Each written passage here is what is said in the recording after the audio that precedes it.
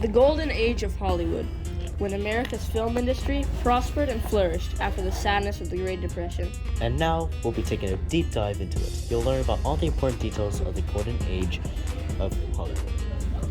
When the stock market crashed in October of 1929, most parts of America's economy took a massive hit.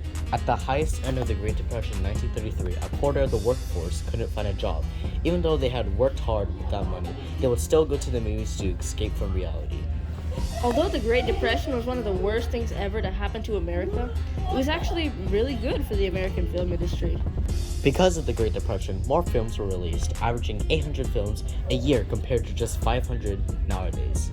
Genre films became more popular, such as musicals, western, gangster, and comedies.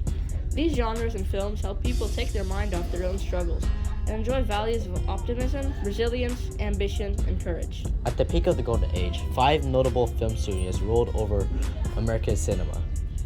These studios were Metro-Goldwyn-Mayer, RKO Pictures Incorporated, Paramount Pictures, 20th Century Fox, and Warner Brothers. Let's look at the first studio, Metro-Goldwyn-Mayer. It was the biggest studio in the 1930s, run by Louis B. Mayer and his business partner, Irene Thalberg. Mayer approves the budgets and oversees the distribution, while Thalberg was the mind behind the stories and actual production. Although they made slick, big-budget musicals, comedies, melodramas, and literature adaptations, they spared no expense on sets, costumes, extras, and the biggest movie stars. With this teamwork, they've made The Wizard of Oz, Mutiny on the Bounty, and Gone with the Wind. The second major studio is Paramount Pictures, which came to be known as the most European film studio due to the fact that they successfully lured many filmmakers away from Germany and the UK. They gave the filmmakers more creative liberty to make films like Shanghai Express, The Sign of the Cross, and Morocco. Our third studio, Warner Brothers, had branded itself to be the studio of the working class, creating the low-budget dramas, gangster films like The Public Enemy, and musicals sets in the Great Depression. The fourth studio was 20th Century Fox, which gained its reputation through its director and most profitable star, John Ford. He won 2 back-to-back Oscar nominations for Best Director for the film The Grapes of Wrath and How Green Was My Valley. Our fifth and last studio is RKO, which was home of the very popular Fred Astaire and Ginger Rogers musicals. RKO produced Bringing Up Baby, the 1933 version of King Kong, and the most influential film, Citizen Kane.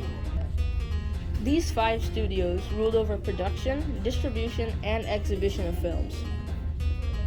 However, after a U.S. Supreme Court ruling, the 5 film studios were forced to stop controlling the whole film history. However, after a U.S. Supreme Court ruling, the 5 film studios were forced to stop controlling the whole film industry and the monopoly. The golden age of Hollywood saw some significant technical leaps in the film business, including color for the first time ever. Filmmakers have been working with color since the dawn of film. One of the earliest ways involved hand tinting individual frames, a painstaking process that must be repeated for each print of each film. As the decades passed, filmmakers found ways to use stencils to tint films quickly. They also developed other means of adding color, such as bathing the film stock in dyes that fit the mood of the scene, called toning.